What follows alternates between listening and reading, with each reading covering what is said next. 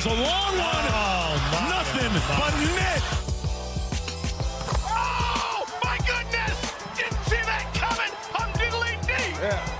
Hello, everyone. Welcome to another episode of All Nat, brought to you by OTS. I'm your host, Natalie, but most people call me Nat. And today I'm super excited. You guys know I'm always excited for my guests, but I have with me the one and only Dime Dropper. And if you are not familiar with him, get familiar with him. All you YouTubers, he's the Dime Dropper podcast, and you can find him on YouTube. You can also find him on Twitter at Dime Dropper Pod, right? Dime, is that right? Yes. And he'll tell you everywhere you can find him. But like, I love talking to him about basketball. And one of the things I find so interesting is like, he is a historian of the game. And like, that's always dope, but like, he's pretty young, like not like childish, but just like younger. Like the fact that he knows so much, you don't usually see people like at his age with so much knowledge and history of the game. Like I learned so much from him because I wouldn't consider myself a historian of the game. You know, like I know a lot of stuff just by the nature of my age and been watching basketball for a lot of years, but like you be going way back. And I think that's super dope. And of course he knows the game, understands the game. And so I'm so happy to have you on today. Thank you for joining. Welcome. Nat, thank you so much. That was a really nice intro.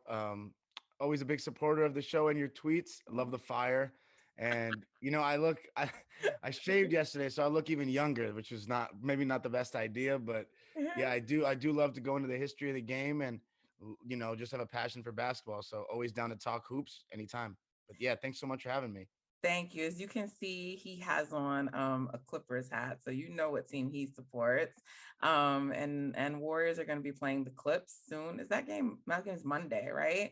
So the day after the Super Bowl, I believe. Yeah. So they play the Clippers, and then they're also going to play the Nuggets. So he's going to help me talk a little Nuggets too. And then we go into the All-Star break. So lots to talk about in the NBA. There were some big trades that happened, All-Stars coming up, lot of headlines that we want to get into. So thank you once again for joining me. How did you like become such a fan of basketball? I'm just curious because like I just feel like your passion is unmatched. And so yeah, I mean the fact that you're digging into the weeds and on all this history, I need to know where this love came from. So the love came from I have two uncles. They're the only uncles I have on my mom's side. And they live in Los Angeles. So I grew up around them. And obviously basketball in Los Angeles is huge. You know, you have the Lakers and you have, you know, the weather really, it lets you play basketball at recess every single day. So it really came from my uncles playing basketball and then watching the Lakers all the time. And so then I started watching basketball and I realized we had two teams in the city. And just the year I got into basketball, the Clippers were slightly better and I went with the underdog, but it started really from playing basketball. There was no one player or anything that got me into it. It was I watched the games at home and then the next day I go to school and try out what I saw on TV and just try to get better. And so the passion just grew and grew and then it became a love that I sometimes wonder myself, when am I going to get kind of tired of this thing and not go so hard and breathe and sleep basketball. But for now, we're going to keep it pushing. So, because the love is just growing, especially with this whole history stuff I started. Yeah, I feel the same. Sometimes I wonder if I'm like a psycho because like I could just do this all day and night and talk about it and never get tired of it. And I know people are like, you're a crazy person, you know? Same. So I love meeting other people like me because it makes it fun, right? You don't feel isolated in the world. So yeah, the Clippers made some trades before the deadline. How are you feeling about them? You know, the Norman Powell and Robert Covington for Bledsoe and Justice Winslow was amazing. I mean, everybody was super happy about it. Norman Powell is a guy who was on that championship team that, you know, got the best of you guys in 2019. And then he's just grown in his game every year. His stats have gone up each year. He's grown in confidence. He can score, which is really what we needed. We needed another guy who could score because with Kawhi and Paul out, we really struggled to create shots. You look at our defense, it's one of the best in the league, but offensively, we are nothing like we were last year. And that's obviously because of Kawhi and Paul George not being there. So getting Norman Powell is great. Robert Covington is great. Bledsoe and Justice Winslow inconsistent this season, so it's okay to see them go. The one that some Clipper fans are a little disappointed about was we really recently traded Serge Ibaka Right. for basically two guys in Rodney Hood and Semi Ojeleye that I don't think are going to play. I think they may get waived or bought out or something. Jordan is happy about that. Our friend Um, Jordan. yeah, shout out to Jay. I see him at the games all the time. I think it's because Serge was a little bit washed, but at the same time, I really like what he gave us. You know, he's our only stretch big. Isaiah Hartenstein and Zubats are more pick and roll. They're going to set a screen and roll to the basket, but Serge, he can stretch it and be a threat from the outside. His jumper has been a little bit worse, you know, the last year since the back surgery, and he's getting older, but I still liked Serge. He was also a fan favorite, so it is a little tough to see him go.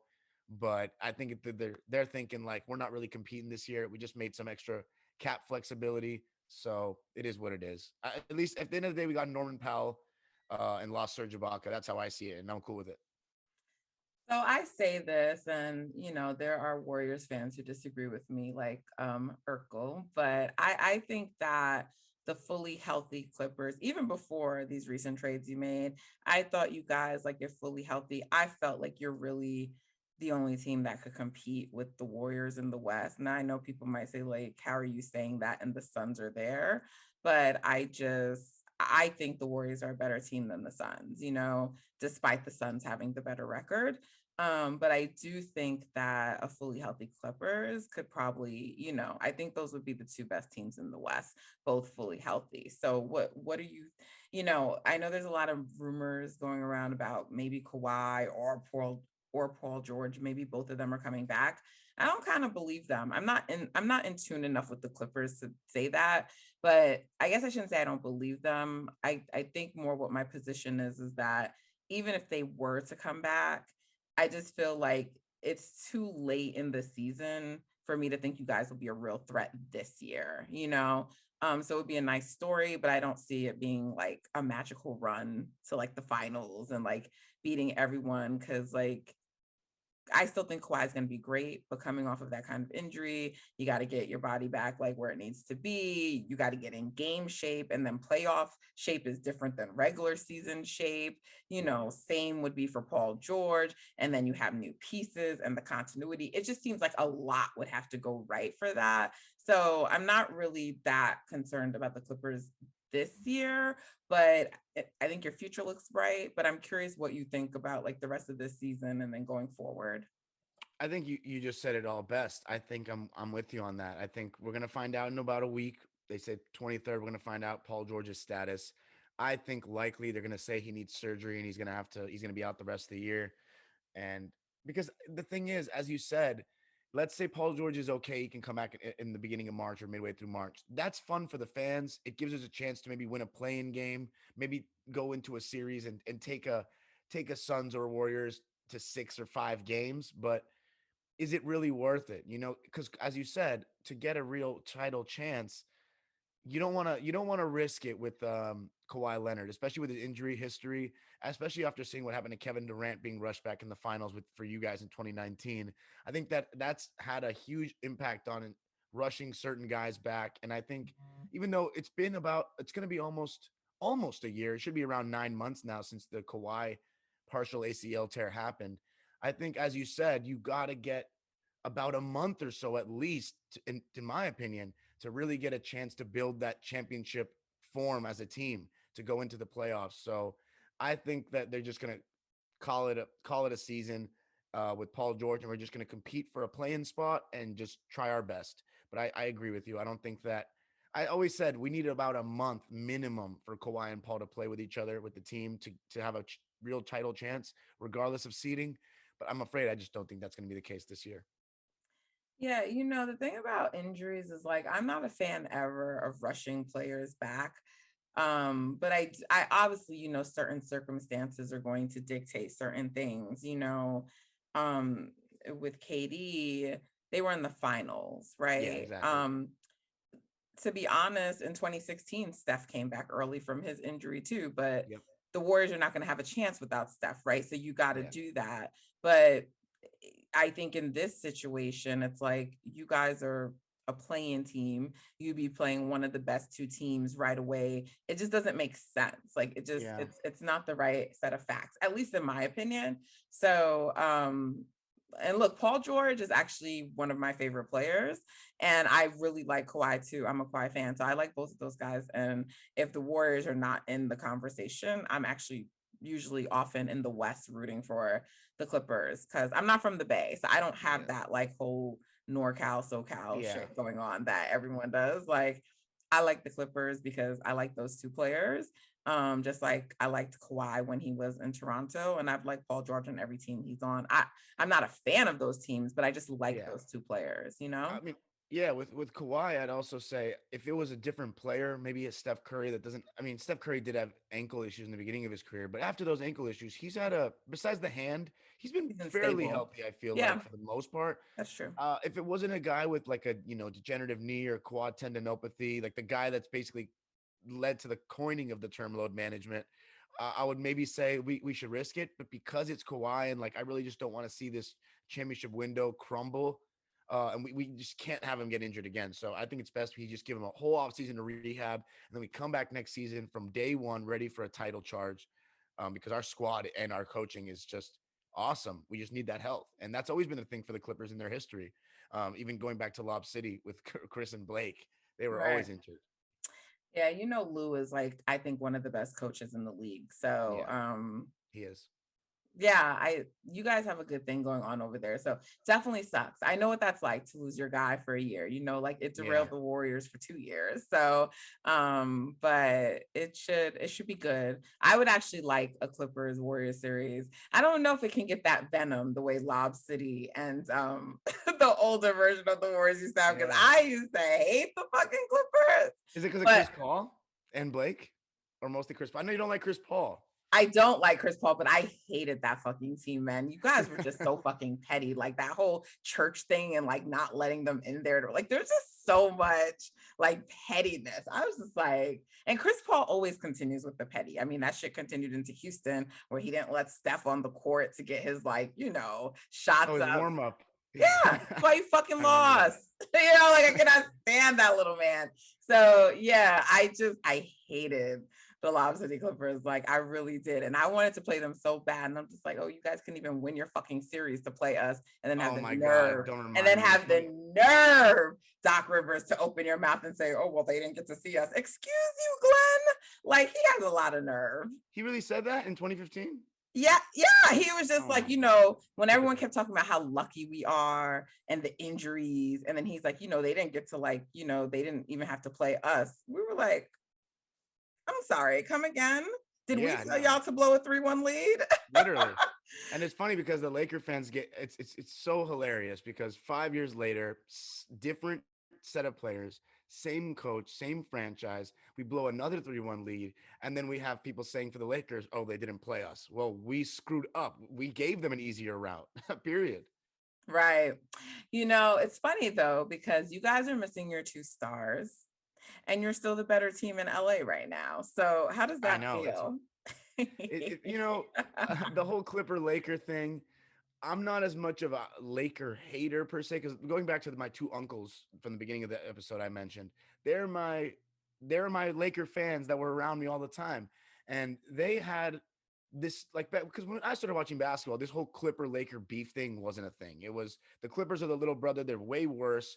And honestly, Laker fans would be like, if the Clippers are good, it's good as long as they're not better than the Lakers.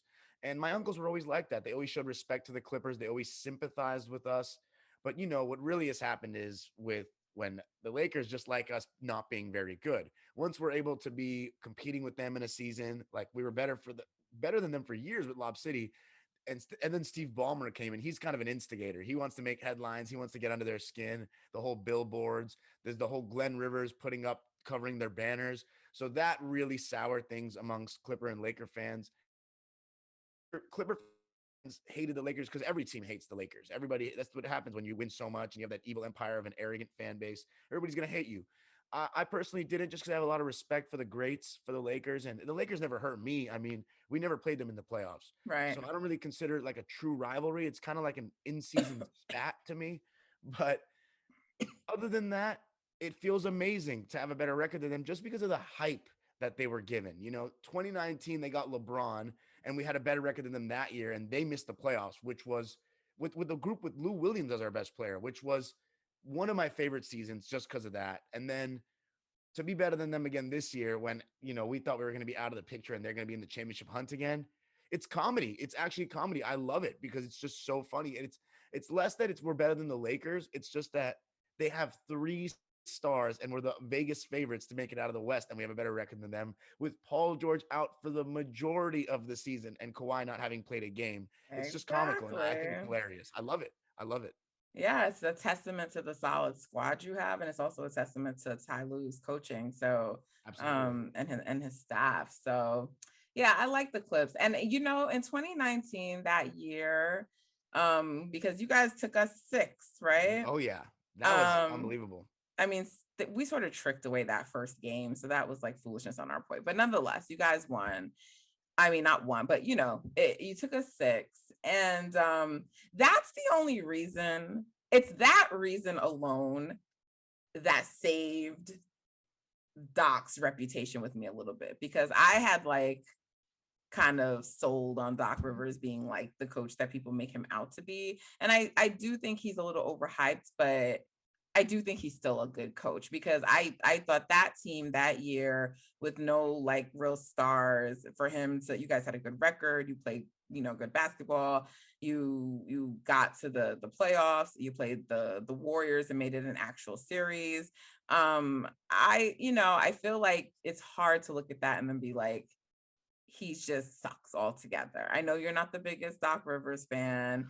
And I know when he made the list of top 15, he was definitely, for many, the coach that stood out. Oh yeah, But I don't know that I think he belongs on that list. But definitely not.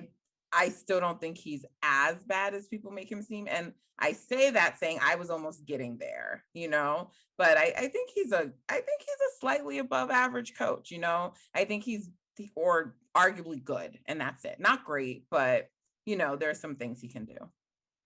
Yeah, I'd say that's pretty fair. I mean, you know me, I'm like the ambassador of the Glenn Rivers Slander Association. But the 2019 team too, I think Glenn, he did a good job with that team. I do still think that at times he got a little bit more credit than he deserved, because what I really felt about that team was we actually had a lot of guys that just were underrated, and we had a lot of solid players on that team, like 8 or 9 deep of solid players.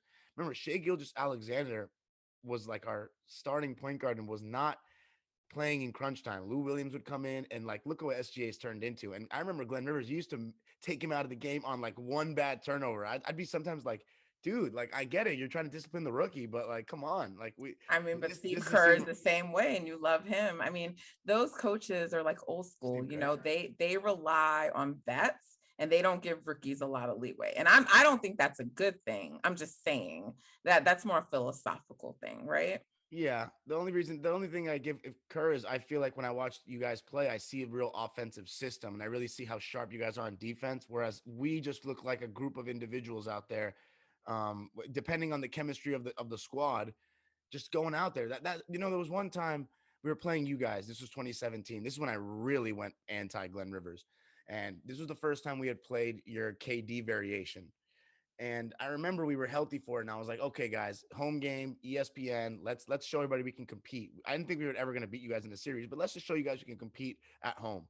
And there was the clear talent gap. But one thing I really noticed that game was we were being out tactic, like out coached. Like we had no clue what we were doing on defense. You guys were sharp every rotation, and mind you, like it's very easy for people to say, put KD on and just run with it. And you guys are gonna be amazing, but just the chemistry, the way people moved without the ball, the way you guys grabbed the rebound and pushed, it just seemed so organized. And we just lacked that organization to me throughout the years with Glenn Rivers, which we now have that structure with Ty Lue, which you can see it. You can see it every night. And that's just awesome.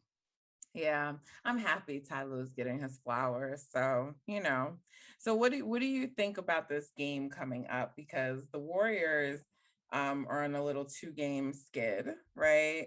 I'm not really that concerned about it, but the Warrior fan base, at least as it exists on Twitter, Mm-hmm. they get really worked up over any loss, which on some level I love, because I don't like to ever lose. Like in Yeah. preseason, I didn't want to lose. Like when people are like, it's just preseason. I don't give a fuck. I want to win every game. Mhm. So I'm like that. Like when Draymond says he hates losing, I am right there. I hate losing. So I don't like the losses. But when I say they get really worked up, it's like it goes into this whole like really, really panic mode of Mhm. we need this and we got to make this trade. And I'm just like, guys, we have the second best record in the NBA. I don't even like to say the Western Conference because like we have the second best record in the NBA. It is Yeah. the second in the Western Conference, but we have one of the top two records in the NBA.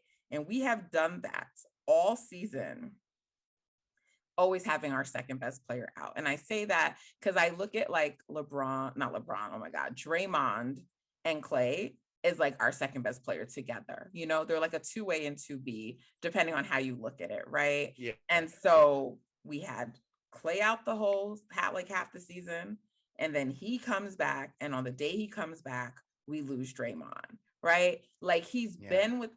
Steph has been without those guys, and yet we have the second best record in the league. To me, in my opinion, and I am a Warriors fan, I understand my biases, but to me, that should scare other teams. That shouldn't make you say that the Warriors are like, they're struggling and they're this and they're that.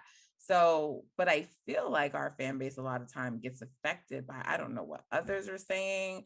I don't know if it's like triggering because of what happened in 2016. I do think there's like a bit of like people got spoiled because with Kevin Durant, it almost felt like a guaranteed Yep. championship, right? Absolutely. It felt like that for everybody else around the league too. And but like that's not how it's supposed to be. And that's what Yeah. it's not guaranteed. You want to be in a position to contend, and we are definitely, if not the best, one of the best teams in the league, one of the top. We're the top tier of the contenders, I think. And so I'm not going to get really worked up over two losses. Like one is to the Utah Jazz, who were one of the top teams in the West, even if they were missing Rudy Gobert, and they shot like lights out, and whatever. Like we've beaten them twice already, so I don't care about that. And then the Knicks, like I get it, they're the Knicks and they don't have the best record, but second night of a back-to-back, like it was a close game, came down to the last shot. I don't think it's that deep, but people were really like kind of freaking out over it. And I think, in those games that we lost, it kind of I don't want to say it exposed because I think people are always aware that we lack size, but those losses kind of put a magnifying glass on it because we were like out rebounded really badly in that Knicks game, and like you could see the length bothering them, and at the same time it's just like, yeah, but that was happening because Draymond isn't on the court. Otto Porter is one of our best rebounders. He wasn't on the court. Loon didn't play his normal minutes. I'm not sure why. I don't know if Kerr was just taking it easy on him, but he only played 18 minutes. So when you don't have those guys out there, it's going to look much worse than it is, right? And Definitely. so that was me trying to like be a little like, stepping back and like really examining the loss. But nonetheless, we lost two games. And so fans are a little anxious, even though we were just coming off of a 9-0 win streak. So you watch all the teams, and not all the teams, but you have a really good handle on many teams. Yeah, I So try. what are your thoughts like on the Warriors, like right now? And then obviously as we're about to play you guys. I mean, tonight we have the Lakers.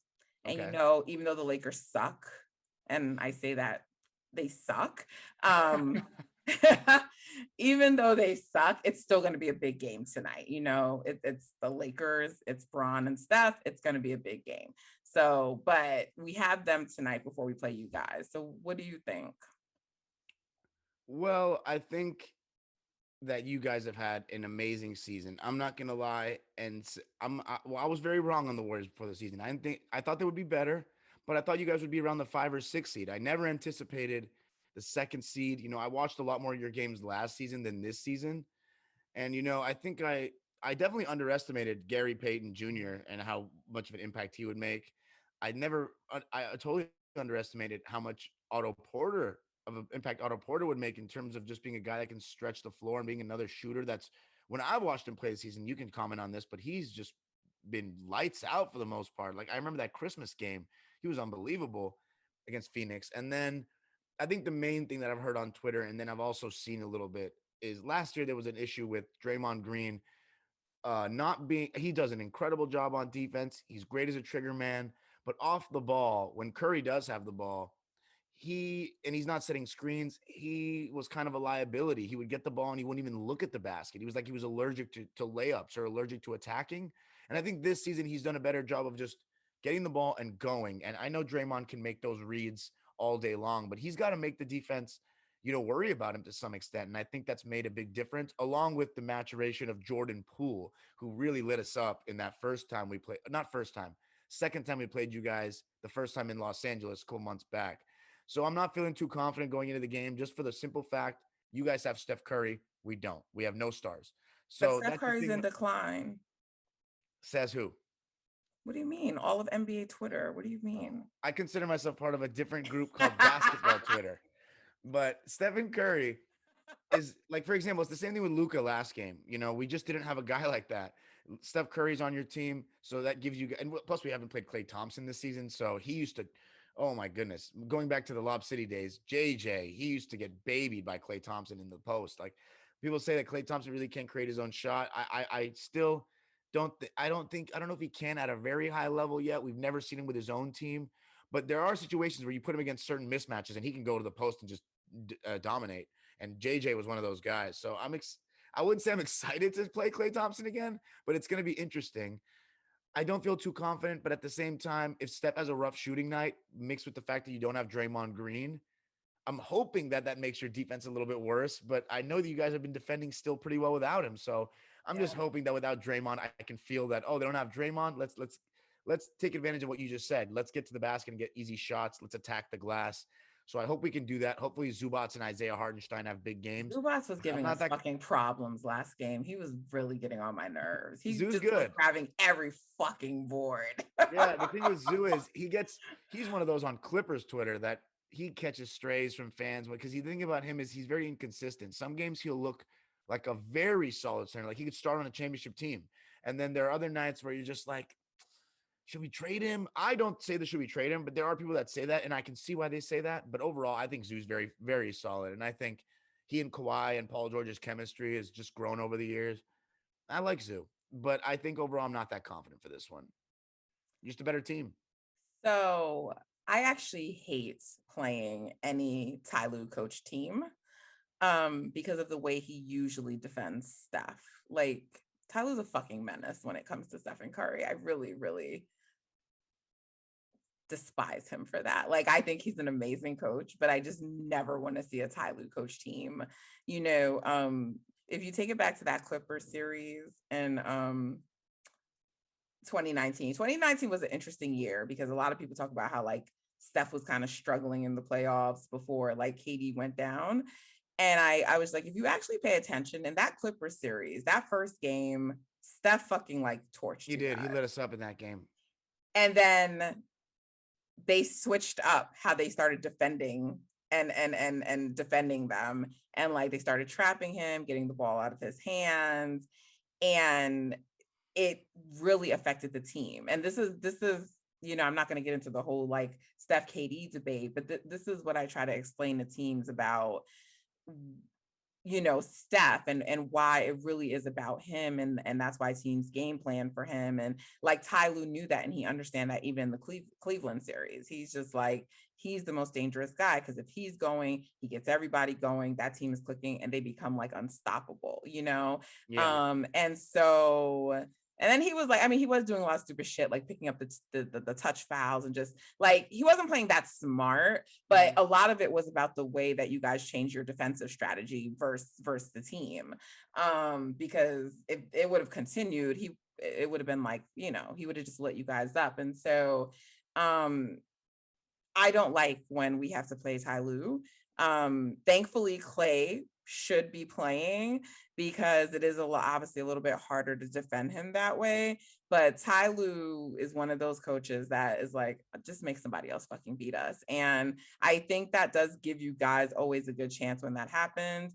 And then, if Zubac is like, I mean, we'll have like hopefully Otto there too, and Loon. And we're actually a good, when we have all of our guys, we're actually a really good rebounding team. That's the thing. So even though we lack size, we're still one of the top rebounding teams. So I have a feeling it's going to be a competitive game. The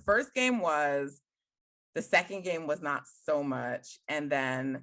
But you guys got some new pieces, right? And so I don't want to see Reggie galloping up the fucking court against us. Even though that was like hilarious and I loved it when he did it. Yeah. But I have a feeling it'll probably be a competitive game.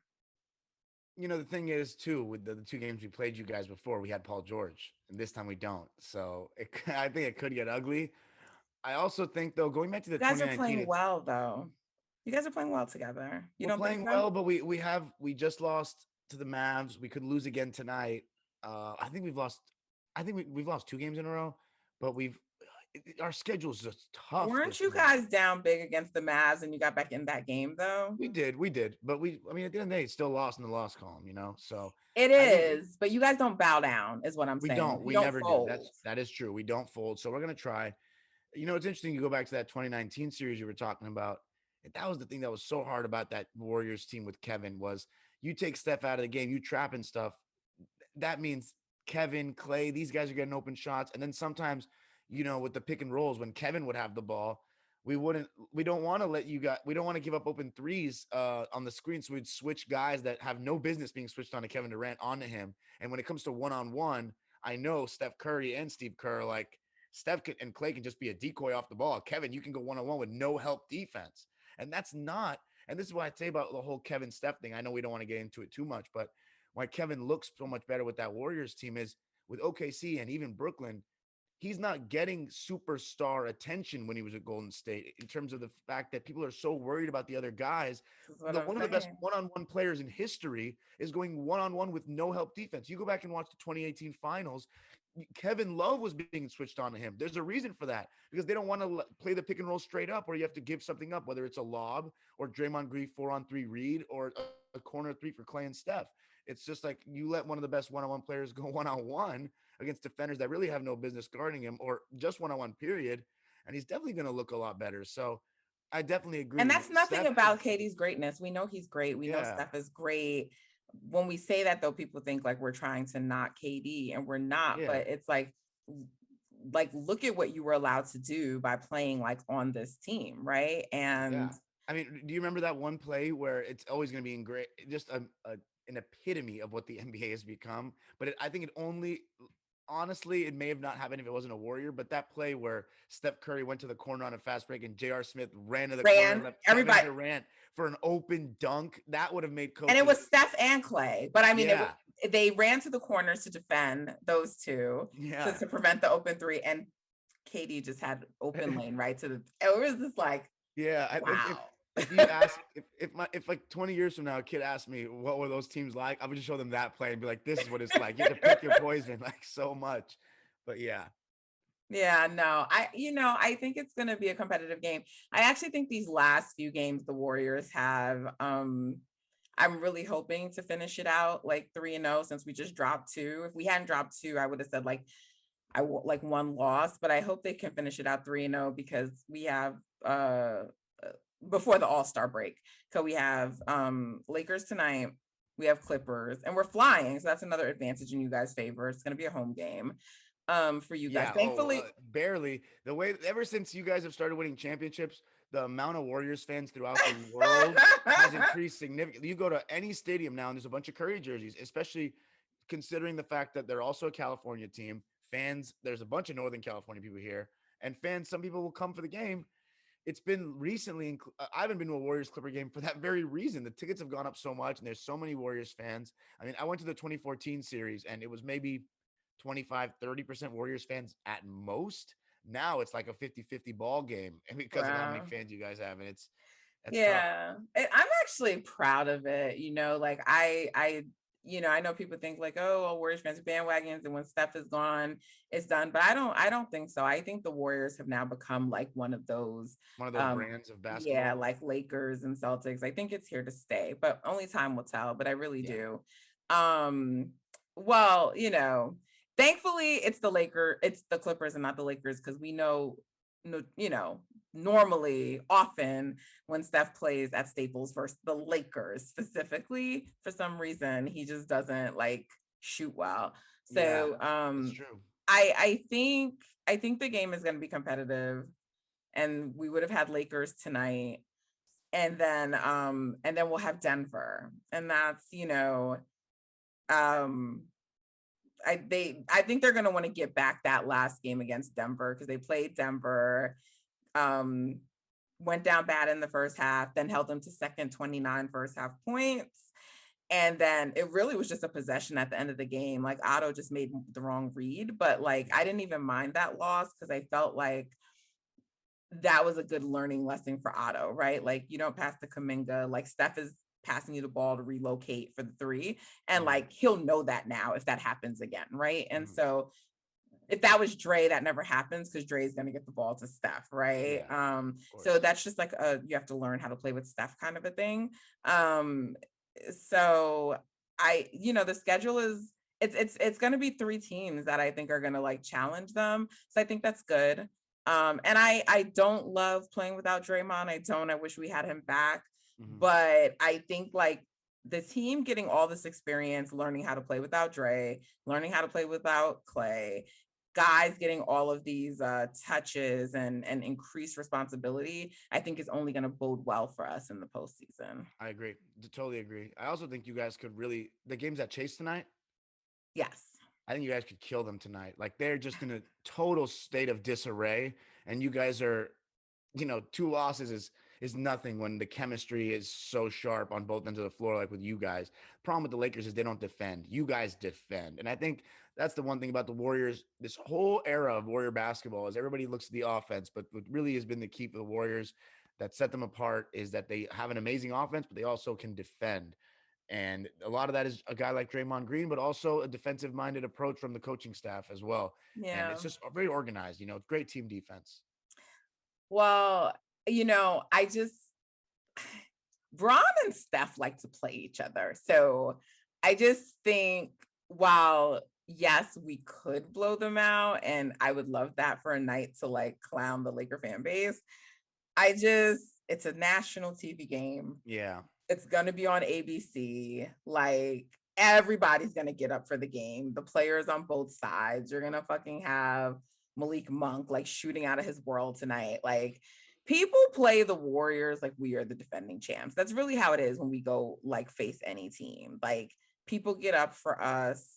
They still treat us with that respect, which is dope. But sometimes it's annoying because it's just like, Yeah. can y'all just chill? Like, can y'all just like not act like we're the Warriors sometimes? So I think it's probably going to end up being competitive tonight. And I do think the game versus you guys is going to be competitive. You got Norman Powell there now. You got some more like people to help you score. So we'll see. I could be wrong. I wouldn't mind being wrong, but Mhm. I just think these final three games are going to be competitive, but I hope they can pull it out. What do you think about Denver? Because we're going to be matching up with them. Denver's interesting, right? Jokic is a MVP candidate. I'm curious. I knew like you recently had a video where you like bumped Embiid to first in your opinion, Yeah. in the race. But where did you have Jokic in there? I'd say right around, and I'd say Embiid first. I'm still, I get a lot of heat for this, but I'm still team Steph second just because of the expectations that I had. And I think a lot of people had for the Warriors that they've exceeded. And I think that's all because of Steph as well. Not only because of Steph, but if you take Steph Curry out of this equation, and it's not the same at all. And I'd say the Nuggets are doing about as I expected, maybe a little bit better. But just because I didn't expect Michael Porter Jr. to go down, I had him taken into account as another guy that could score for them. So that being said, the Nuggets are probably doing a little better than I expected without Porter Jr. But I'd say Jokic is right there, third or fourth. Him and Giannis are next to me, right after Steph. And you can honestly make the case. Do I think Jokic had a better year than Curry individually? Yeah, I probably do. But based on the criteria of MVP, I'd probably say Curry is a little bit closer just because the Warriors to me have been a surprise. Jokic is amazing though, and I think that if you said he's your number one pick, I would have no problem with that either. But I just don't think he's going to win this year. Maybe it's a little bit of voter fatigue, but I don't think he's going to win this year. I think Embiid would get that favor if he doesn't get hurt. Yeah, I mean, I think if they stay a 6 seed, I don't think Jokic will get it. Yeah. And he's been incredible. I'm actually, I'm a fan of Jokic. I think that, I like with the MVP race, what always happens is there's always some revisionism that goes on, right? Like people forgot how they viewed the teams at the beginning of the season. Definitely. But then there's also like people factor in what their expectations should be versus what's actually happening, right? So what Steph is getting penalized with now is his own great play in the past. People are saying he's not playing well because they're comparing him to Stephen Curry. And like, even if you compare him to the other MVP candidates, like I'm not going to argue that they're not having better like statistical like individual seasons, but he is still leading his team to wins, right? And like to me, I always make the argument that there's nothing more valuable than winning. And I was like, there's a thing that happens with the Warriors that when people evaluate us, when they talk about us, they talk about our team like we're whole. It's like, like when we started the season, they were evaluating us. They never talked about the fact that he was doing it without Clay. And now that like, we went on a 9-0 win streak without Draymond, it was crickets. We lose the first game without Draymond. Anytime we lose and Draymond isn't there, they bring up how important Draymond is. And like, they try to attribute the 9-0 win streak to him on ESPN, like the way that they do with the Suns and Chris Paul. I'm like, what the fuck is this, right?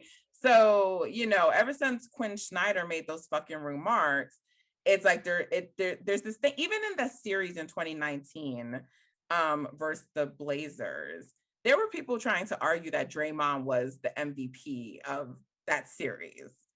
And so there's this thing that the media does, and I don't know why they do it. And so unless Steph is doing what he did like at the end of last season, right? It's kind of like in 2015 when he won and people were like, no, James Harden should have won, right? Mm-hmm. Where in my opinion, it's so clear that Steph should have won. Unless he's putting up like 30 points on like very close to 50-49 efficiency, right? It's like they want him to almost duplicate 2016. And he shouldn't have to duplicate 2016 every year to be an MVP candidate. So I feel like he's held to like a different standard. And I think the fact that like they've had so many people in and out the lineup, right? Clay doesn't even play every game if there's a back-to-back. Otto doesn't play back-to-backs. Like he's had a number of games where there were several people missing and they pull out the win and people are upset because he didn't have 30 points or he was inefficient or,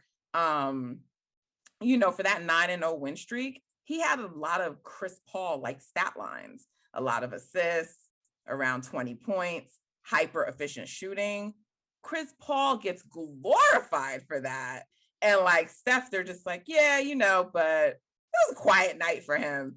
And so it almost feels like there's like an unfair thing going on with him to me, in my opinion.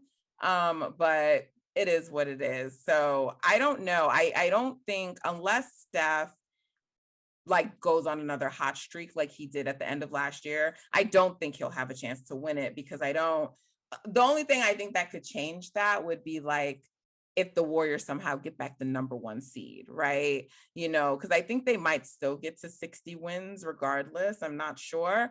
They're on pace for that, but you just don't know how the season will play out. But I just think he has to do something like really crazy because that's what people are expecting. So I don't know if he really would even finish second, but we'll see. I don't think Jokic is going to have the seeding. So I think it's probably going to be Embiid or probably Giannis. Embiid is going to be interesting to me because I wonder how much James Harden joining the team will potentially take away from his case.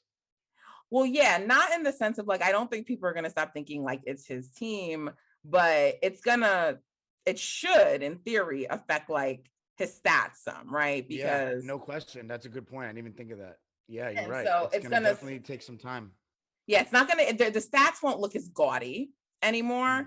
And so I don't know what that will mean. If they keep winning, it probably won't mean much, but I don't know. I think it opens the door for like, if other players come on and now start like one of those other guys in the conversation. So we'll see. I mean, Denver, there was news the other day that said like Murray and Michael Porter Jr. could be coming back.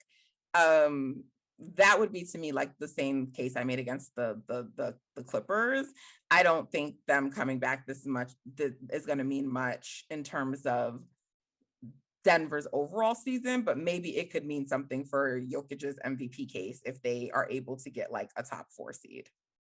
I'm not gonna lie. If Murray and Porter Jr. come back, I don't see them challenging with you guys in the Suns, but I think they could end up, because the thing about the Murray and Porter Jr., they're gonna have to take some time to get back into the swing of things. But if they get 3 weeks or so, the thing is they've already have the chemistry with Jokic. They already know this team. They don't have to reacclimate to any new players like that. But they're not a great defensive team. They're not, but I think that they could potentially upset a Mavs or a Grizzlies, or in who's the 4 seed right now? The Jazz. Like, I really think they could. I just maybe it's my bubble trauma, but Jamal Murray and Jokic to me are one of the better duos in the league. And Jokic is one of the best players in the league. And they don't have to regain chemistry. They just have to regain their form as individuals, Porter and Murray, because they didn't really change the team. So for the most part, they don't have to work with any new guys. But I do agree that it's not going to be this season that they're really in the hunt to do something huge. But I think they could surprise. But right now, I'd have them as a first-round exit. But if they get Murray and Porter Jr. back, there are going to be some talks that they can make it out of the first round. And going back to your Warriors thing about revisionist history, that's true. I'm not going to let anybody change the narrative. The whole narrative was when they get Klay Thompson back, they're going to be a championship contender. But what we've seen is that because of that crazy start to the season you guys had, of taking advantage of those games you should win and building that momentum and now beating good teams and just beating everybody, is you guys were in the championship discussion before Klay Thompson came back, which is not what anybody expected, especially after coming off seeing Draymond Green miss that floater in the play-in game last year when he was the joke of Twitter when he missed that shot. And yet Steph still got killed for not making the playoffs. Yeah, exactly. So, they didn't make the playoffs, and they're big, they had additions of Otto Porter, Nemanja Bjelica, some young players like Kuminga, obviously Gary Payton Jr. getting more time. Did he play last season, Gary Payton Jr.? He played, but he was like, then he got cut from the team, and then they did bring him back. Exactly. That's what I said to people. Like, I don't think people realize like who we were playing with to close that stretch of the season. And in that game, Damian Lee didn't play. He was out because of COVID. Oubre was out, and whatever your feelings are about Oubre, he was still a body that we were missing. So Oubre was out, Lee was out. We had been missing Pascal for most of that time.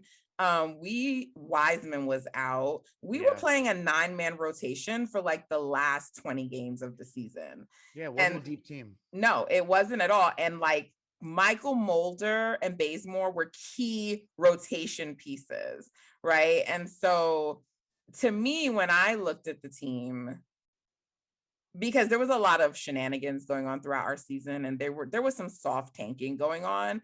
So I understood why the team was where it was, but I felt very confident after watching how they closed the season. I'm like, this is exactly how they're going to start the season, because what you saw is how they're, what they're going to do. And so their start didn't surprise me.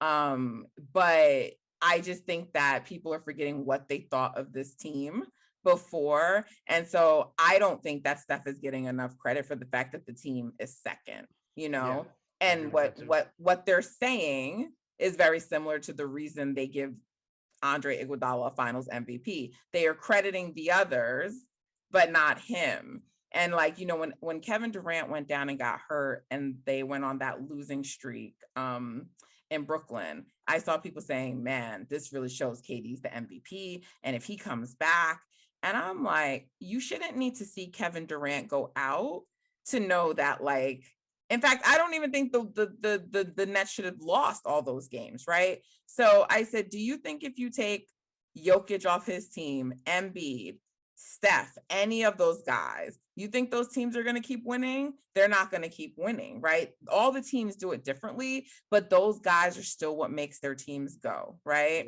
Yep. But for some reason, there's this idea that like the Warriors are going to still be good even if Stephen isn't on the court. And I feel like after an entire season without him. And I feel like the fact that they only won 2 games without him last year in the 9 games that he missed, you would think that people would stop suggesting that, but here we are Yeah. still. I think it would have been really cool to see Klay Thompson be healthy that season when Steph was out, just to finally see him in that kind of role. That would have been really cool. We saw a little bit of that in 2016 when Steph Houston was missing Rockets. games. Yeah. Yeah, against the Rockets and a little bit against the Blazers, which was so impressive. But you guys definitely had a deeper team at that time with Sean Livingston and Andre Iguodala, who were, still playing really high level basketball. But yeah, it would have been cool to see Klay on that 2020 team. But to go back to your point about Steph, I also think what makes it so that, I think if you take him out, I think you guys would definitely be a lot worse. Maybe not even a playoff team. But I think that the reason why you guys have the capability of winning some games against certain opposition, weaker teams without him, is similar to how the Spurs used to back in the day when they missed their guys. It's like, because you guys play such an unselfish brand of basketball where everybody touches the ball, everybody moves without the ball, and everyone defends. I think that makes it so that Steph Curry isn't such a ball dominator, so that I actually kind of hold that against players. Like, everybody says, oh, when LeBron comes out of the game, his team tanks because he has the ball all the time. So everybody's feeding off his plate. Whereas Curry, obviously the whole system revolves around him, but people are getting comfortable with the ball. And as you said, like, these Warriors players that are getting even more opportunities without Draymond, they're going to be more confident come playoff time. And I also think that's attributed to Steph Curry's willingness to not have the ball in his hand so much. And that's a good I thing. agree. The thing is though, the thing about it is that we haven't, like, they keep touting that record of like what the Warriors are without Draymond, but they conveniently leave out that Steph missed a lot of those games too. But like the on-offs right now with Steph are not pretty. Like the team really doesn't play that well without him.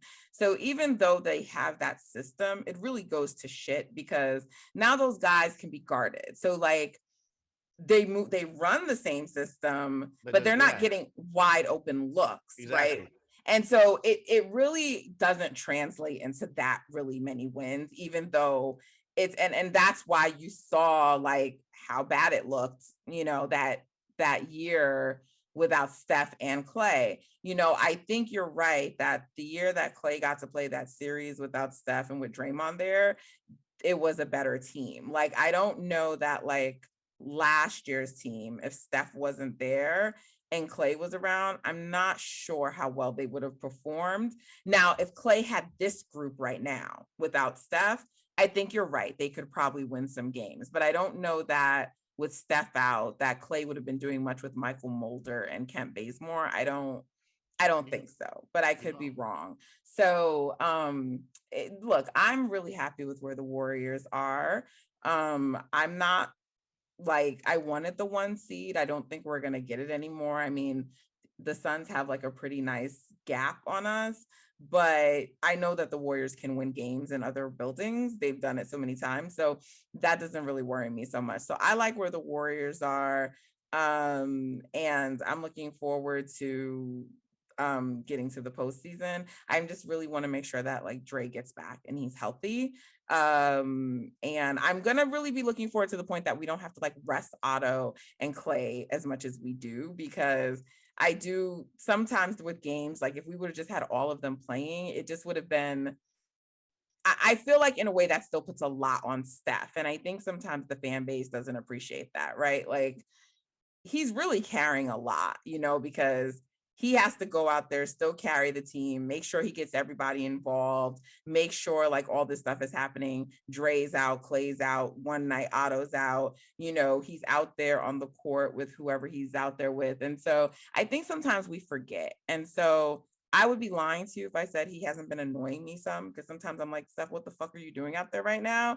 But I don't think I always take into consideration like just the toll, right? That it's a lot. And so some nights if he wants to coast and not have to go score a lot, we probably shouldn't like get so angry at him about that, right? Like if he wants to get everyone else going and they can still win like that, because like the times are going to come where we have to need him and rely on him, and he always like steps up to the occasion and does it. Yeah, but see, this is the thing about what you just said that I like. You said the toll, he can sometimes take it easy and not score a lot. But one thing he's still doing is he's still trying on defense. And I think that that's huge. And I think that's what a lot of people need to understand about certain teams, especially since I watch the Lakers every night. I think sometimes LeBron should score a little bit less and just lock in on defense a little more, because that'll create opportunities in transition for Russ to get going. When they keep taking out the ball out of their own basket, that's just half court sets all the time, which, yeah, LeBron, of course, is your best player in the half court. But I think that that's one thing that Steph does really, really well, and is really this season even more so committed to the defensive end. He's looks stronger. And obviously, I've been saying it. I don't think Steph is a bad defender. I don't think he's necessarily that good, but he's not bad. He's very solid, and his effort is good, which is the most important thing to me.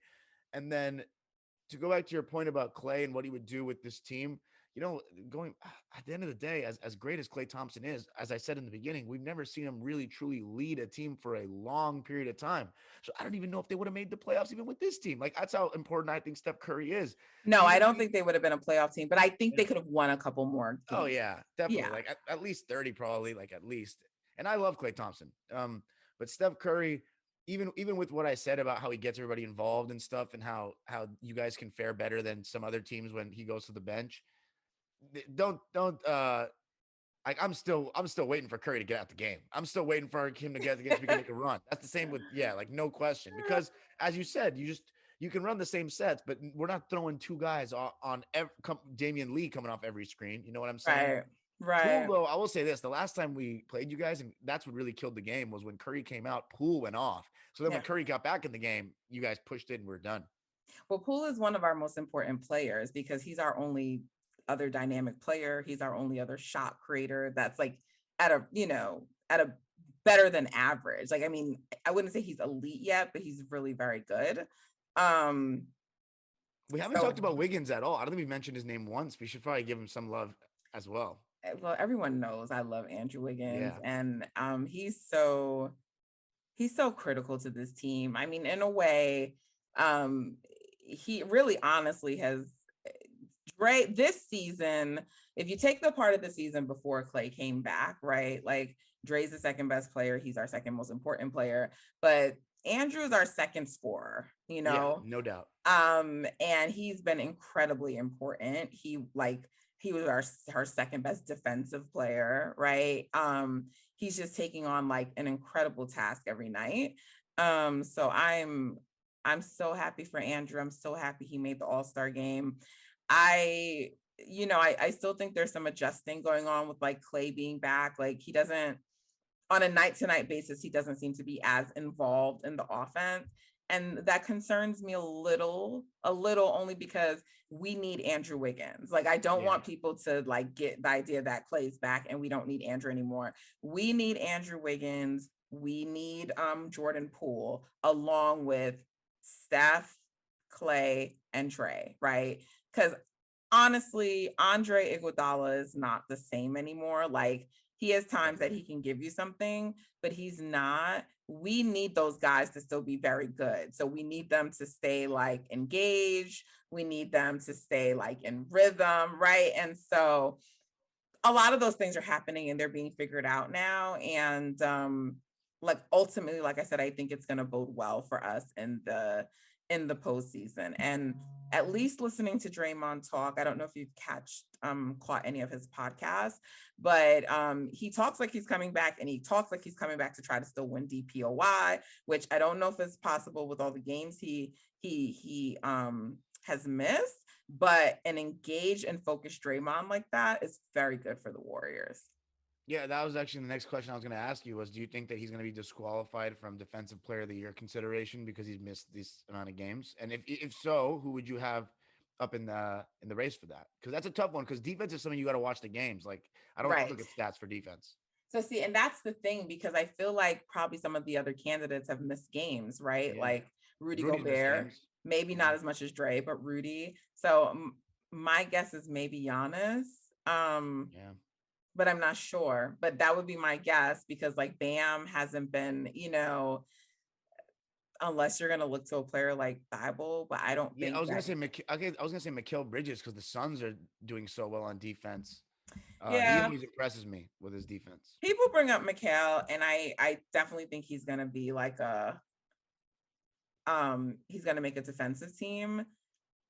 I just don't see him though as the DPOY. So, but DPOY is a little different than MVP, right? But like, I still kind of feel like you needed to be in the conversation. And I don't know that he's really like in the conversation. And so, but by default, maybe he becomes in the conversation. So I'm not sure. You also see some other people starting to creep into the MVP race. Like, what do you think about the Suns? Do you think it's CP or is it Booker? I'm always Team Booker on my podcast. The reason why I say that is because Chris Paul's declined a bit. He's still amazing. I think that here's the thing that people get twisted, though.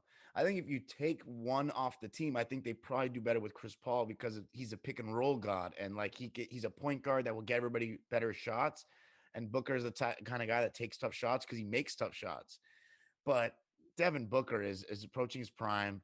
He's the one that when we play them, the way I see it is when I look at because I always look at my team's games from like a player standpoint and a coach standpoint. Like we're playing against you. How would I scheme you? Who am I worried about? I know what Chris is going to do. He's going to get that high screen. He's going to try to get to his right elbow. You know, he wants to get the mismatch so he can dance a bit and shoot his three where he lulls you to sleep. But there's stuff about Devin Booker. We just cannot guard him sometimes. You just can't guard a guy that. And this is another thing I don't think people understand. Going back to off-ball movement with what makes the Warriors so great. Devin Booker moves without the ball, which frees up, which is not what Harden used to do, which would make Chris Paul stay on the wing sometimes. And Chris Paul doesn't move without the ball. He likes to be on the controls behind the three-point line. Devin Booker being able to score from everywhere on the court makes Chris Paul's life so much easier. A lot of ball handling with Chris. Compared to the season where they almost made it to the playoffs in the bubble where they went like 10-0. And mind you, they went 10-0 and DeAndre Ayton missed like 20 games in that season. And you watch basketball, so no, get it. Yeah, like and I love Chris Paul because he did so much for our franchise, but he does sometimes get a little too much credit for me, and Book does not get enough. Like I think that you saw Book outplay LeBron James. They're gonna say he was injured, but he outplayed LeBron and Anthony Davis. He was the best player in that series. He went to the finals and was fantastic. I know he had some rough games against us when Patrick Beverley was getting into him. But at the end of the day, I still think he had a better series than Chris. And I also think that Booker probably had a better finals than Chris. And I also think that Booker needs to be taken more seriously in terms of like being considered a superstar talent. And I think that if the Suns make the conference, when the Suns make the conference finals again this year, I think it'll hopefully be time to put that narrative to bed.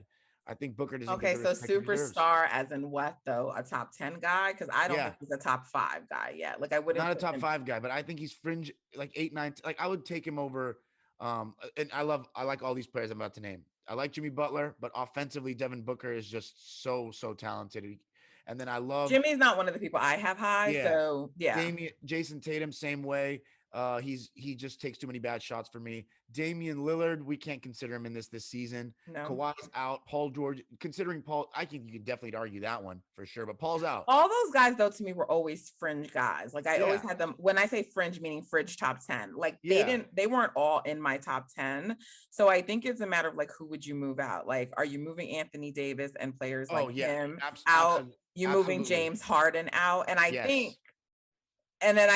think that's like, you know, I think those are the players you have to look at because like some of those other guys, they weren't necessarily top 10 for me. So there you go. You named them for me. I would take over these last 2 seasons. I would like Devin Booker over Harden and Anthony Davis. I know some people that like those guys are going to be mad.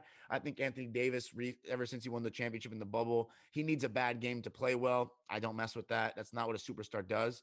And then James Harden, you know my opinions of him. I think and plus with Harden, it's like he's just on the ball. That's why I like Devin Booker. He actually moves without the ball.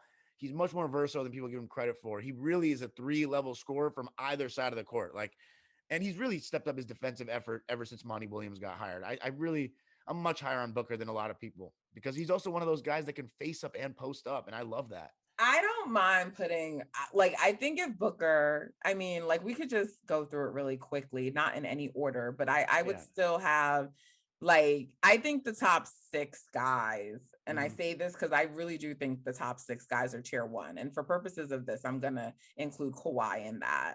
But I still have, like, you know, Bron in there. I don't think he's the best player in the league anymore, but I have Bron in there, KD, Steph, right? I still have those 3 guys. I have Giannis up Yep. there. I have Jokic. Jokic up there and Kawhi. So like to me, those are your like tier one guys, in Yeah. my I'd even opinion. take Embiid And and Luka. I was Yeah, just about my to say bad. that. No, no, Sorry. no, no, no, don't apologize. Embiid is making the case, Yes. right? And some people would say if you're gonna put Jokic there, you have to put Embiid because. But my whole thing, why I still give a little edge to Jokic, is because he's just done more in the postseason still Yeah. than Embiid has, No and doubt. so um, I moved Jokic to tier one, and I still have Embiid right underneath. The other thing too with Embiid is like his health, Yeah. like His physical fitness. I know. He burns out sometimes towards the end of games. We saw that last year, and everyone's gonna say, he was injured, and he was no doubt injured, but he was dominating in those games. And and then every fourth exactly. quarter, they'd start loading up on him, and he wouldn't want to fight for deeper position, and he'd kind of fall in love with long contested jump Yes. shots. And he And was it just missing free throws. He wasn't closing those games. yeah. And I was like, you Yeah. cannot say someone who's been like, because people like, there are people in our group chat, we have like a creators group chat, and like they'll challenge me on the MB thing because they're just like, well, you bring up Steph's injury. And I'm like, because Steph's injury in 2016, you saw it show itself throughout the games, right? Like he really didn't like dominate every game, and he wasn't dominating for the whole game and just fell off. With Embiid, he would be dominating and playing well the whole game, and then in the fourth quarter he just fell off. So I'm not disputing his injury. I'm saying the injury is not what caused him to miss a free throw. The injury is not why he was missing shots. And so Embiid's great, and I'm not trying to knock him. I still have Jokic a little slightly higher, but he's right there. So I mean, that's already 7 guys, right? That we just named. So then Yeah. after that, where are you keeping Luka in there? I Is am. you I'd still give Luka a slight edge. okay? So Yeah, you that's have what I'm saying. Book like 9 or 10. That's how I'd have him. okay. Is there anyone we're missing? Because I mean, some other guys who kind of moved up, but doesn't help his case that his team didn't do well this year. Is like a Trae Young. Some people moved him up because a lot of people were like, Trae Young has taken, Yeah. Dame's spot, but like Dame is like he's out this year, right? And then like Paul George after the season, the way he ended last season and was playing pretty well this season, like people kind of because people were like talking about Paul George like he wasn't even top 15 anymore, which I thought was ludicrous. And then he Yeah. kind of like, you have John Morant, who is making a case for himself this year. So Absolutely. like, who do you think is better, Ja or Booker? I'm going to go with Devin just because I'm going to give him the edge for that playoff run last year. I care a lot about the playoffs. I Okay. do not care. And this, somebody might laugh at me. Ironic, you're a Clipper fan. That's the point. I don't care if we do well in the regular season and then fail to achieve expectations. That doesn't mean championship or bust. That means I have an expectation for this team. If you meet it, I love you. If you don't, I'm disappointed in you. Point blank, period. And Devin Booker, he, we got to remember, like, I know Anthony Davis got hurt and they were favored after that, but people had the Lakers winning that series coming into it. A lot of people. And, I still think that I know that's unfair because AD got hurt to give Booker so much credit, but it's not like AD being hurt is the reason why he just dropped 45 in a closeout game like that in his I first playoff understand. series. That was incredible, and he made it so close to winning it. So I like giving Devin Booker the edge because of that postseason experience. It's also the same reason why I'll give Luka the edge over John Moran as well. Even though he hasn't even won a series, I've seen him dominate in a playoffs against really good opposition. So who are But you putting in those last 2 spots? We have 8, like we had Luka at 8, right? So you're so putting Booker, Booker in there, and then who else?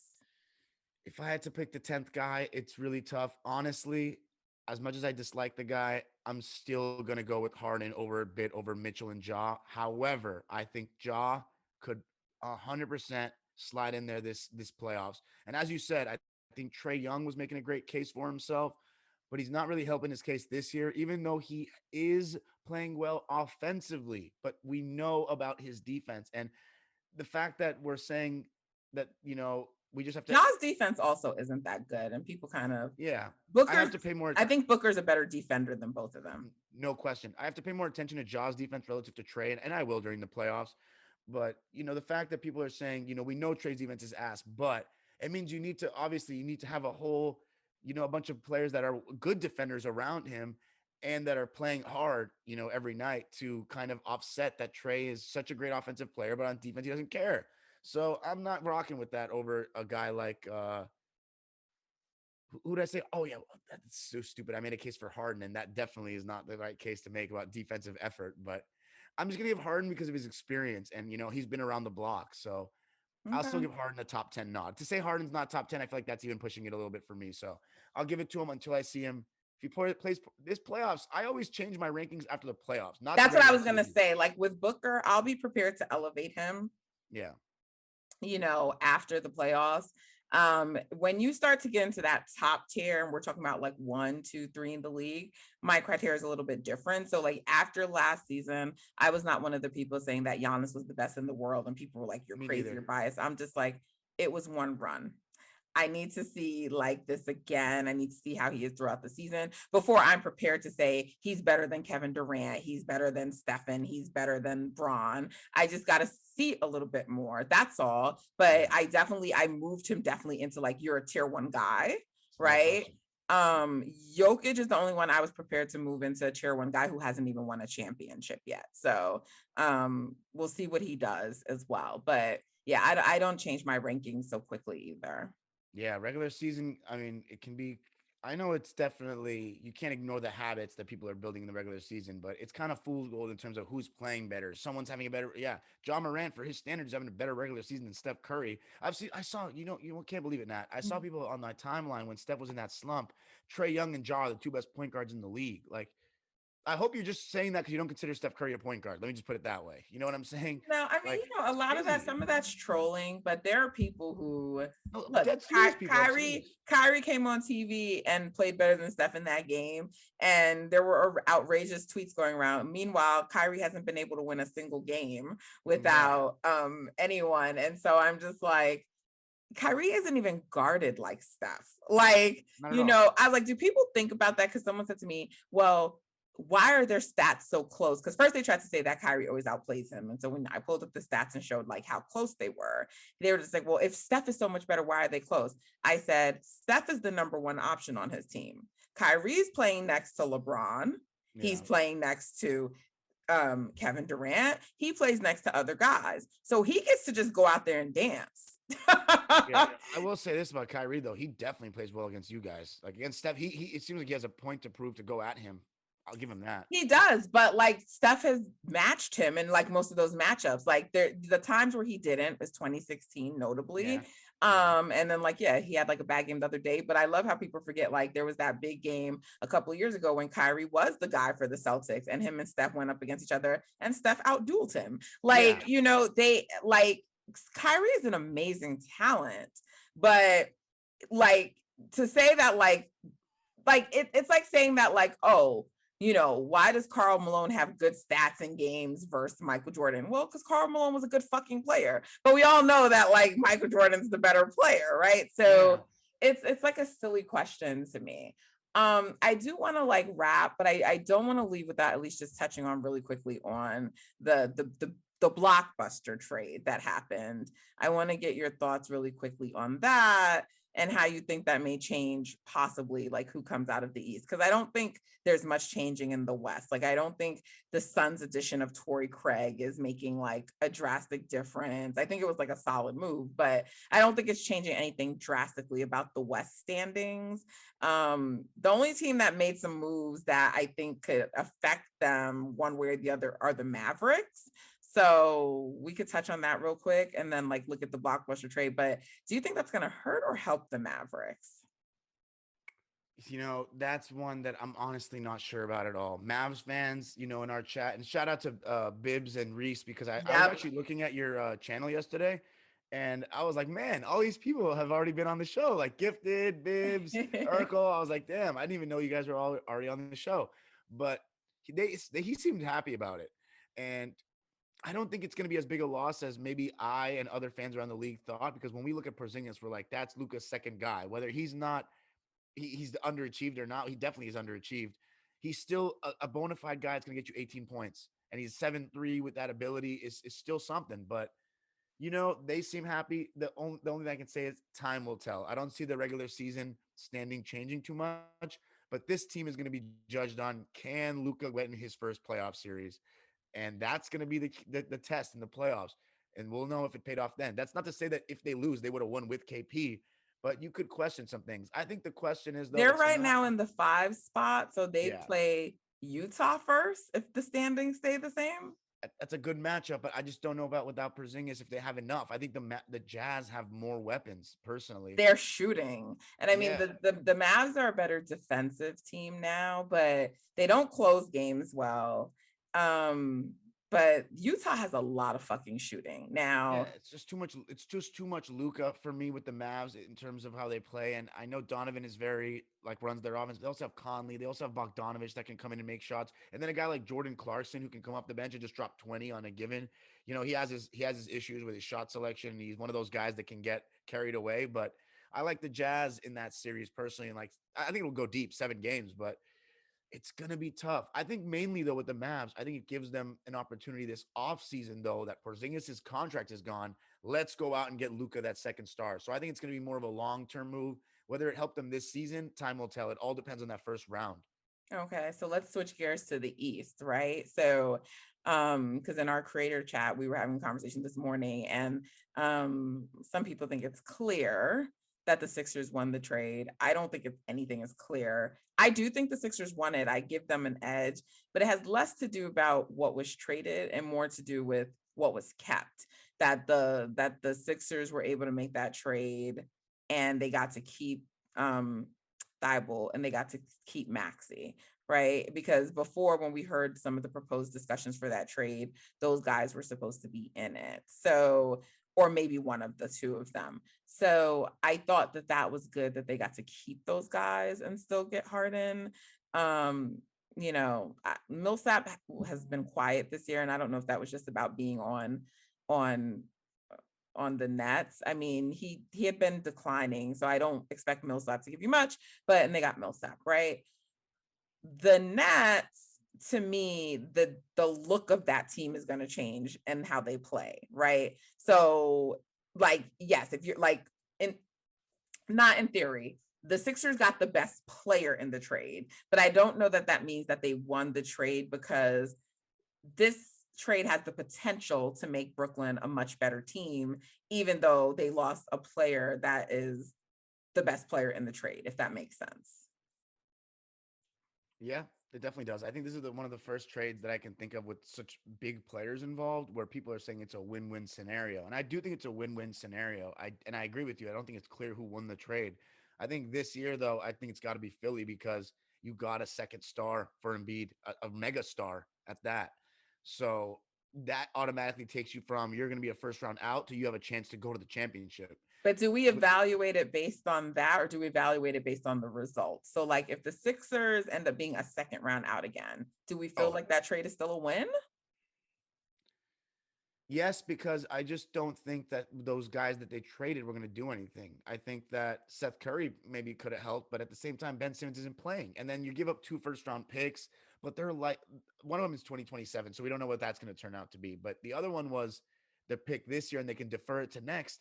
The Sixers with Joel Embiid are going to be a decent team for this year and next year. I think that'll be a pick that falls between like 18 to 30. So I'm not worried about what they give up. I'm just saying, to me, when you add James Harden to that team, to me, it's championship or bust. So I feel like anything less than that, honestly, to me, like, I don't think it's enough for them to like just get to the conference finals. Because to be honest, I thought the team last year should have gotten to the conference finals. And even with the way that Ben was playing, I don't give them a pass for that. No, they don't get a pass.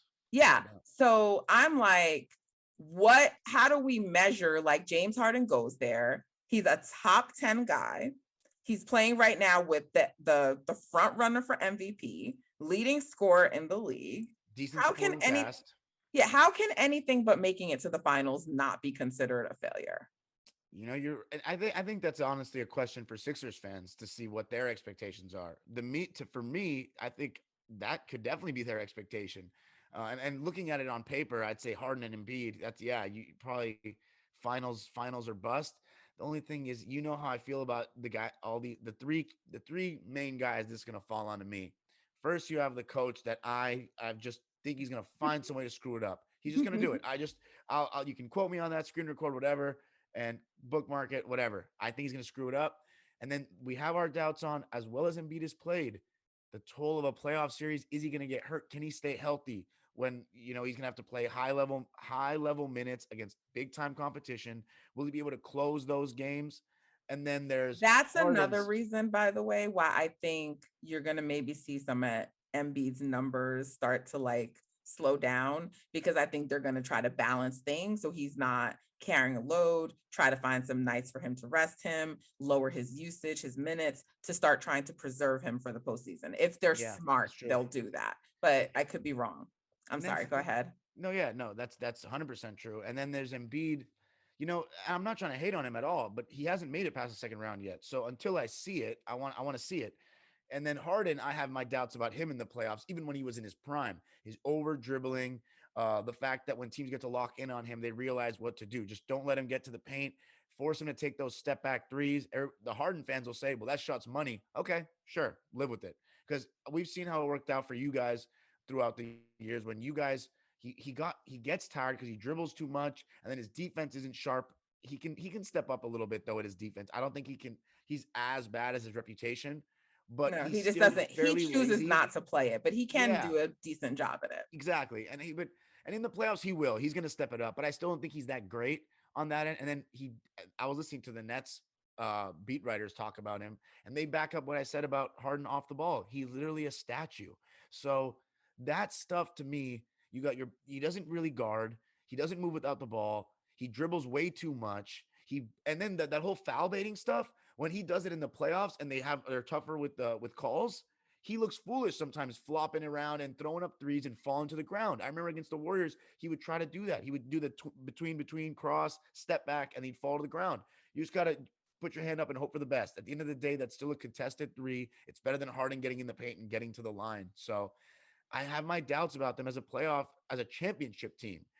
And That's the why East is interesting because the seeding there right now in the East is like everyone's one game apart, right? literally, it's crazy. So like one win can jump someone to like second, and then another win, because like the Sixers just the other day were like about to be like the second or third seed, and now they're at 5, but they're only like one game back, right? So what's a matchup that if they got early would not be a great matchup for them?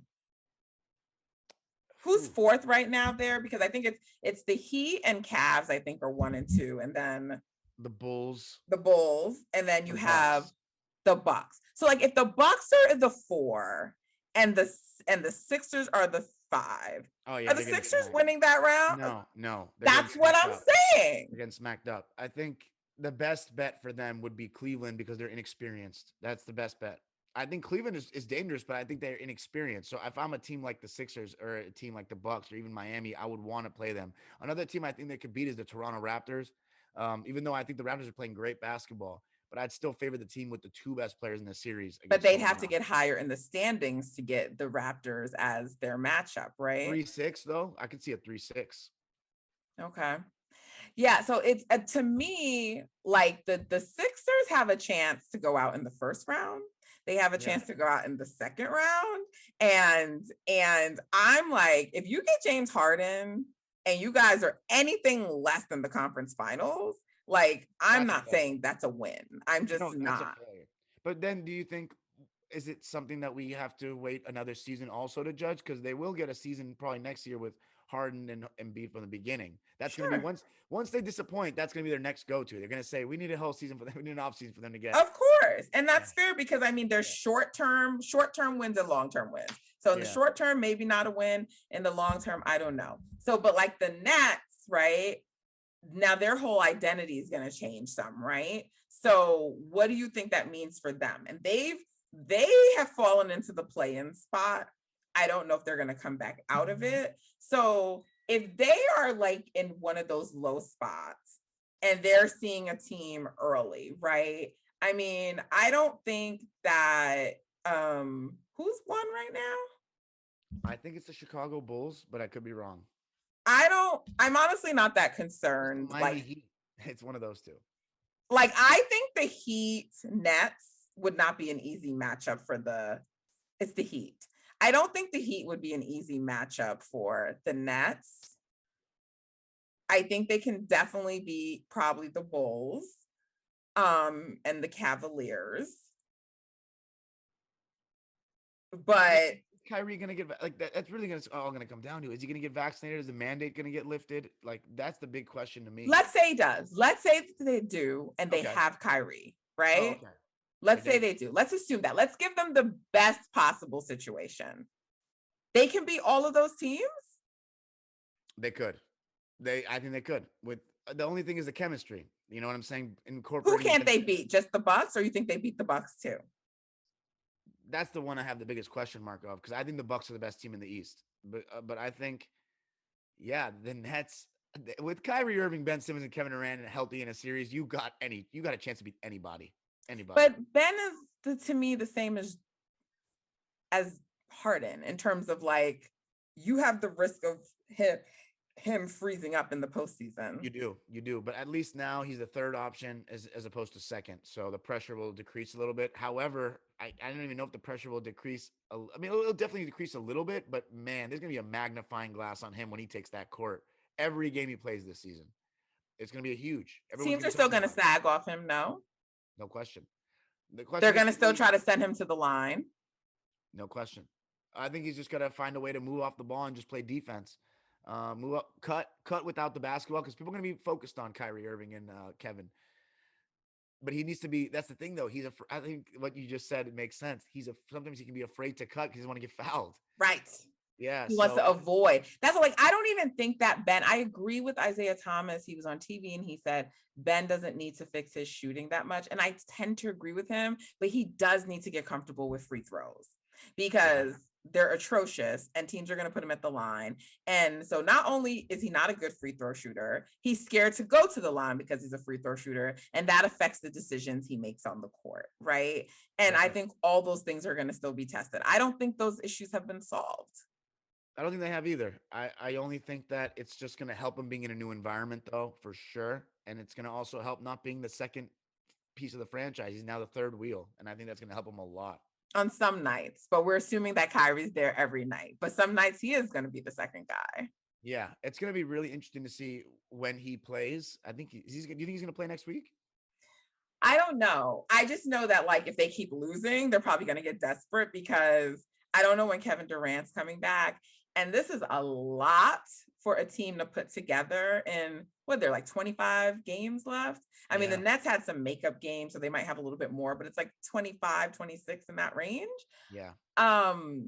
That's a really short time period to get all these new pieces and put it all together. Yeah. So I don't really think neither one of these teams, honestly, are going that far. That's what I think. And that's why I think these trades are going to be so funny because everyone's saying someone clearly win. And I don't think we're seeing any of those teams past the second round. That's my bold prediction. Okay. No Nets or Sixers past the second round. You know what's crazy? I honestly wouldn't have a couple of weeks ago. You said I wouldn't have a problem with that.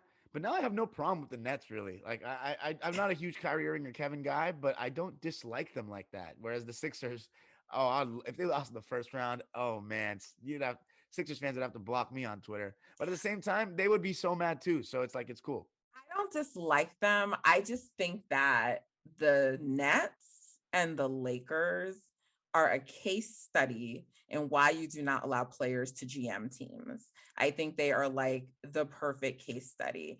And I think that what the Suns are doing, I think that what the Warriors are doing, I think even the Cavaliers are an example of that, the Grizzlies, all these teams that have continuity and have been playing, I think you're going to see like why that matters. This idea that you can just like throw people together and it's going to be okay. I just don't think it is. I don't think it's going to be okay. As great of a talent as Kevin Durant and Kyrie are, and as great of a talent as Embiid and Harden are, and as great of a talent as Braun is and Anthony Davis is. I don't think you can just throw talent together and expect it to work. And I think we're seeing that. And so to me, that's what I love playing out because I felt like, and the Warriors did too, they felt that they were being disrespected the way people just kept overlooking them. You know, it's like, granted, we have new pieces. And so we're learning too, but the core is still the same. And Steph, Dre, and Clay know how to win together. They've been doing it for so long. And the fact that people just kept pushing them to the side in favor of all these teams who haven't even done it, they were felt disrespected by it. They've said it. Dre did, Clay did, and Kerr did. And so I am personally amused watching everybody like try to pull off this stuff. And I don't think it's going to pan out. You know, maybe it's wishful thinking on my part, but I don't think it is. And I think that I don't know that it's going to change the approach and that people are going to like stop doing that. But I think this season is kind of like vindication for like, there's a proper way you do these things. Yeah. Fit matters. Fit always matters. And when you put these stars together, sometimes you got to, they always say, you know, they're stars, they'll figure it out. I just don't believe that that's true. I think that it's personalities matter too. I think people forget that basketball is a game of human beings too, not just chess pieces on 2K where you can just put them together and it looks good. And I think you saw that with Brooklyn. You're seeing that with the Lakers. I also want to ask though on the GM thing, do you think Draymond, when he called Kevin Durant after the 2015 finals, would be considering GMing, or do you think Bob No, Myers? because they were already trying to get Kevin Durant. That's why these stories are so funny. Kevin Durant was in their plans like a good 2 years from before. Like the Warriors organization's plans? Yeah, that's why Draymond Green, he didn't get as much as he could have when he did his like in-season signing to like extend his contract, because he wanted to leave some money on the table. So what wasn't in the plans, what the Warriors brass did not predict, was that the team was going to be so good with Stephen Curry leading it alone, right? Yeah. So what they were envisioning was like, Steph is a star, right? He's still a very good player. And now you're going to bring Kevin Durant in, and they knew that they would have a chance to go after him, like in the year when everybody had like Kevin Durant. But this was something that had been being talked about in the Bay. It was on all the news stations. It was always in the plans. And so that's why I always think it's funny when people talk about it like it just happened because they lost. Like even earlier in that season, I remember it being discussed on like ESPN because Woj reported that like there's a really high chance that Kevin Durant might go to the Warriors in the offseason. That was in the middle of that 73 win season. And it was like the topic of debate on all the shows. Like, do they even need Kevin Durant? Like, why do you mess up? Right. So this was something that was in the making long before. I think what the loss allowed, it allowed Kevin Durant to feel comfortable coming to the team, right? Yeah. Like it allowed the narrative that they needed him, but that was something they were going to try to do regardless. It's just their chances of getting him increased with the loss. Yeah, Draymond said that they were actually looking at him after you guys won the championship. So as you said, that that 2016 season, they were thinking about it. I wonder if the Warrior organization was thinking like, man, now that we won with Steph, maybe we don't need to. And Draymond was like, no, we're still going to go for him. So no, I don't think they ever didn't not want him. And who would? Like Kevin Durant becomes available, you go after him. And if you're just like when do you think you guys went after him? Like, or started to think about him? Do you think this was like after when you said that you don't know if Steph's going to be? Was that you think after you guys lost to the Clippers in 2014 or something? Yeah, it was something in the making for at least like a good 2 years. There's a story I got to try to find. Was it Ethan Strauss who wrote it? I don't know. That kind of talked about the history of how this all came together. I'll try to find it and send it to you. Okay. But it talked about like the friendships that were formed from when they were playing, for Team USA, and Andre and Steph and Kevin Durant and some of like the way. So there were a lot of relationships, and it was a few years though. It was not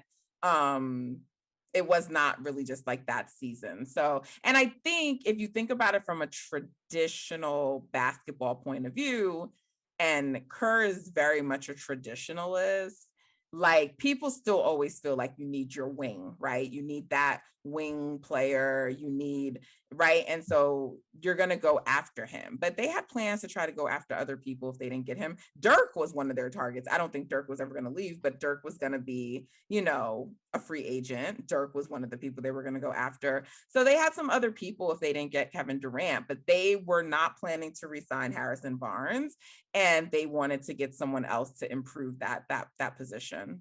And they just happened to be able to get the best one. So And they only were able to get him because of Steph's cheap contract. It was a lot of like luck, right? Like it, so it'll never happen again. Or if it does, it won't happen again for a lot of years. It was just a lot of fortune and luck. So anyway, Dime, it's been great having you on. This was such an amazing conversation. Where can they find you and listen to you and get all of your content, which is excellent? Thank you so much. It was awesome. Awesome being on. I really had fun. I would say so. I'm on Twitter, Instagram, and TikTok at Dime Dropper Pod, at Dime Dropper Pod, but Twitter and Instagram more so. My YouTube channel is my main platform. I go live after almost every Clipper and Laker game to give my recap. Last season was my first season doing it. And then when I go to Clipper games, which is a lot, I post a vlog for everybody to see. So every playoff game that was at home last year, I have a video there. And then I also do general basketball content. Like I'll chime in on stuff around the league on those recaps. I'll take questions after I'm done with my podcast portion of the live. And then I also make, as you know, history videos. So one of my favorite video series I make is like I was inspired by that show on ESPN that Kobe started called Detail, where I try to do like the X's and O's, but for old school basketball, because no one's doing that, to try to explain the changes in the game.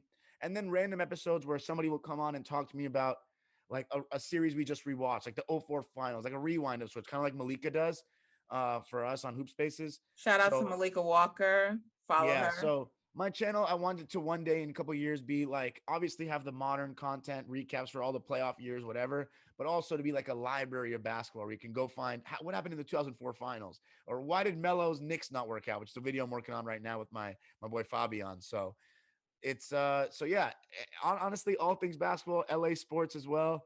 So find me on there. And yeah, if you're a basketball fan, come on now, any team. I want to have more fans that are just not Lakers and Clippers. That's my fan base right now.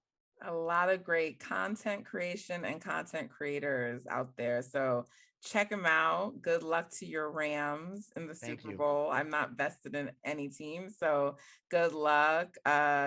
He is a big time Rams fan. And, like if his Clippers aren't giving him anything this year, maybe his Rams will. So good luck to you, my friend. Thank you. You guys follow Dime, subscribe, check him out. You won't regret it. And also, please, for us content creators, leave a review. That's 5 stars.